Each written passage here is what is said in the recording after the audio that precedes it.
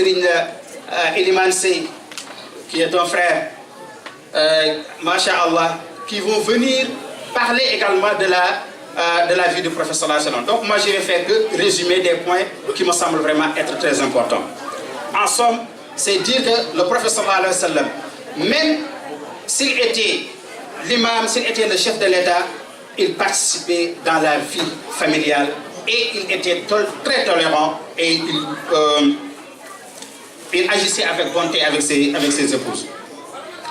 Concernant son comportement, avec ce comportement, il avait toujours beaucoup de considération pour ses compagnons. Il ne se disait pas que c'est lui le prophète et que les autres, il ne valaient absolument rien. Il plaisantait avec eux, mais il ne disait que la vérité. Il se mêlait à eux et leur parlait. Il cajolait leurs enfants et les faisait asseoir sur son genou. Le prophète sallallahu alayhi wa sallam ne mettait jamais au plus grand jamais, ses compagnons dans un état désespéré. Un jour, un homme de la tribu du désert se trouvait dans la mosquée et il avait envie de faire pipi. Qu'est-ce qu'il fait? Il se lève, il va au coin et il se met à uriner. Les compagnons qui étaient présents, certains se sont mis brusquement, ils se sont levés, d'autres ont commencé à le réprimander sévèrement. Sallallahu alayhi wa sallam, qu'est-ce qu'il a dit? Laissez-le terminer. Lorsqu'il a terminé, il dit versez de l'eau là où il vient d'uriner. Et ensuite, il appelle la personne pour lui dire écoute, la mosquée est un lieu qui doit être gardé propre, car c'est un lieu dédié à la prière et à la lecture du Coran. Ça aurait été quelqu'un d'autre, il aurait peut-être agi d'une autre façon, qui aurait vexé cette personne-là qu'il ne connaissait pas. C'est-à-dire qu'il y avait une façon de se comporter avec ses compagnons. Une musulmane pauvre avait l'habitude de nettoyer la mosquée du prophète sallallahu alayhi wa sallam à Médine. Pendant plusieurs jours, il ne la vit pas dans la mosquée et demanda de ses nouvelles. On lui dit qu'elle était morte. Il dit, pourquoi ne m'a-t-on pas informé de sa mort? J'aurais aimé me joindre aux prières funèbres. Et il ajouta, peut-être ne l'avez-vous pas jugée digne de considération parce qu'elle est pauvre? Cela n'est pas bien. Conduisez-moi à sa tombe. Et alors il se rendit à sa tombe et pria sur elle. Sallallahu alayhi wa sallam. C'est-à-dire, il aurait certainement pu dire que c'est juste une pauvre qui venait ici. Mais d'abord, il s'enquérait. C'est-à-dire, il se demandait, lorsqu'il voit des personnes, pendant quelques jours, il ne les voit pas, il demande de leurs nouvelles. Et puisque la femme était morte, mais pauvre, il se dit que les gens, beaucoup de sahaba qui étaient là, ce n'est pas nécessaire de dire au prophète sallallahu alayhi wa sallam qu'une pauvre est morte. Et là, il montre la considération qu'on doit donner aux compagnons qu'on est avec. Ça, c'est extrêmement important. Il avait coutume de dire qu'il existe des êtres aux cheveux mal peignés, au corps couvert de terre, qui n'étaient pas bien accueillis par les gens, mais que Dieu aimait beaucoup. La valeur d'une personne, sallallahu alayhi wa sallam qui nous dit, peut être plus considérable que celle d'une autre, dépendamment de ce qu'il y a à l'intérieur. Et ça, c'est facile à comprendre. Nous, en tant qu'êtres humains, nous sommes un contenant. Et le contenant que nous sommes ne peut pas être plus important que le contenu qui est en nous. Si on prend par exemple cette bouteille, elle est très belle. Okay? Donc l'emballage, etc. Mais est-ce que la bouteille est plus importante que le contenant? Du tout. De la même manière, notre corps contient notre âme. En fait, c'est notre âme qui est beaucoup plus importante que notre corps. C'est pour cette raison-là que ce qui est important pour qu'un individu soit bien, c'est en fait d'écouter ce que le prophète sallallahu alayhi wa sallam nous a appris pour essayer de magnifier, de dompter notre âme.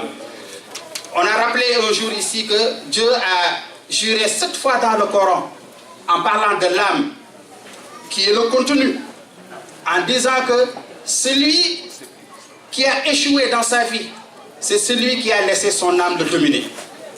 Et que celui qui a réussi est celui qui est parvenu à à le dompter. C'est pour cette raison-là que c'est extrêmement important de veiller à cela. De ne pas voir que quelqu'un est pauvre. Oui, il peut être pauvre et avoir une âme qu'il domine. Un riche aussi peut être riche et avoir l'âme qu'il domine. Cependant, tout ce que nous devons faire, c'est de ne pas essayer de juger parce que cette personne-là, elle est riche, elle est plus importante que quelqu'un d'autre. Ce qu'on doit faire, c'est d'essayer de voir quels sont les caractères. Parce que lorsqu'on a parlé du prophète sallallahu alayhi wa sallam, Dieu, lorsqu'il l'a loué, il l'a loué de par son caractère.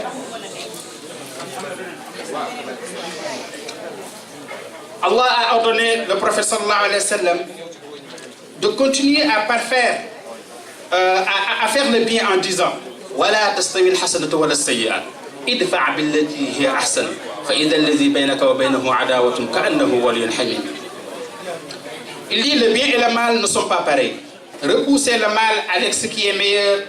Maintenant, celui avec qui vous aviez, qui était ton ennemi, pourrait devenir ton meilleur ami.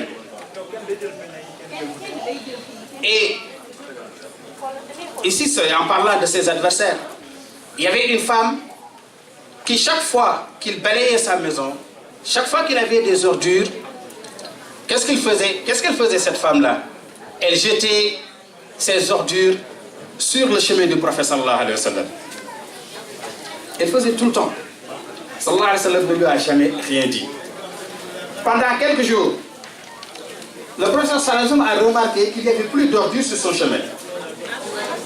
Et il demanda, mais pourquoi il n'y a plus d'ordures sur le chemin?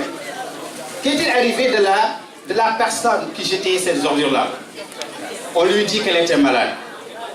Elle était malade? Bien. Après la prière, accompagnée de quelques compagnons, il alla rendre visite à la personne. Il vient, il frappe à la porte. La femme ouvre. Sallallahu alayhi wa sallam se présente. Lui dit que ça fait quelques jours que je n'ai pas vu des ordures sur mon chemin. J'ai demandé après vous et on m'a dit que vous êtes malade. Et je viens demander comment va la santé. Est-ce que tu vas mieux? Sallallahu alayhi wa sallam. C'est de cette façon-là qu'il se comportait avec ses adversaires.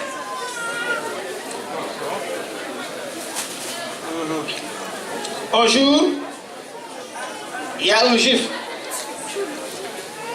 Un juif est venu converser avec le prophète sallallahu alayhi wa sallam. Et durant la conversation, il disait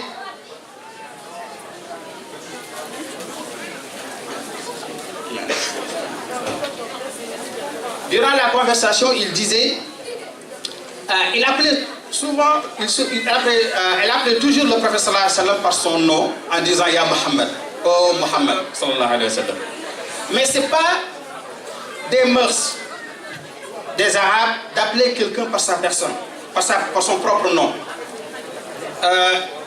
Les musulmans, ils appelaient le prophète sallallahu alayhi wa sallam par Ya Rasulallah sallallahu alayhi wa sallam. Ils l'appelaient oh le prophète de Dieu, le prophète d'Allah. Et les non-musulmans l'appelaient Abul Qasim.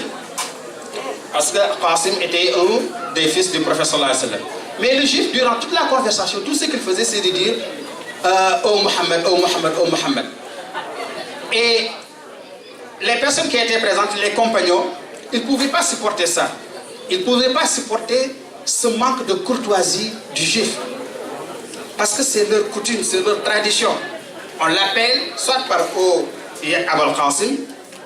Les autres qui le croient, ils disent Ya Rasulallah. Finalement, l'un d'eux lui a dit mais arrête de lui appeler par Muhammad. Et le juif de répondre mais c'est comme ça que ses parents l'ont nommé lorsqu'il est né. Le prophète sallallahu alayhi wa sallam, en entendant cela, il a souri. Il dit simplement mais il a raison. C'est-à-dire, ne vous offusquez pas parce qu'il m'appelle par ce nom-là. Alors que s'il avait demandé quelque chose, c'est-à-dire que le juif, il aurait pu mal terminer. Une autre fois, il y a quelqu'un qui a entendu parler d'un nouveau messager qui s'appelait Mohammed sallallahu alayhi wa sallam. Il vient il vient à Médine.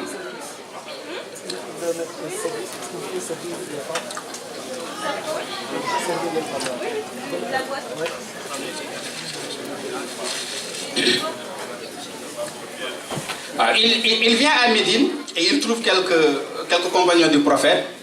Il leur dit, j'ai entendu dire qu'il y a un certain Mohammed qui dit qu'il est prophète. Non, il y a quelqu'un qui dit qu'il est prophète dans ce pays-là. Les gens disent oui. Comment il s'appelle? Mohammed. Sallallahu alayhi wa sallam. Il l'insulta devant les compagnons. Les gens étaient vraiment fous de colère. Qu'est-ce qu'ils ont fait? Ils ont pris le gars, ils l'ont un peu malmené, ils l'ont attaché très fort. C'était la nuit. On l'a laissé là jusqu'à la prière de Fajr, de Subh. Et après, le prophète sallallahu alayhi wa sallam, certains compagnons donc lui rendent compte de ce qui s'est passé la nuit. Il lui dit que quelqu'un est venu, il a demandé après vous, on a donné votre nom et il vous a insulté. Et le sallallahu alayhi wa sallam a dit, où est-il? Ok, il est là-bas sur le poteau, on l'a attaché. Et quelle est sa réaction? Il a dit, est-ce que vous lui avez donné à manger? C'est sa première réaction. Mais sallallahu alayhi wa sallam, il vient de vous insulter. Il vous a insulté, c'est pourquoi on l'a attaché. Il dit, c'est pas correct, c'est pas normal d'attacher quelqu'un toute la nuit sans lui donner à manger.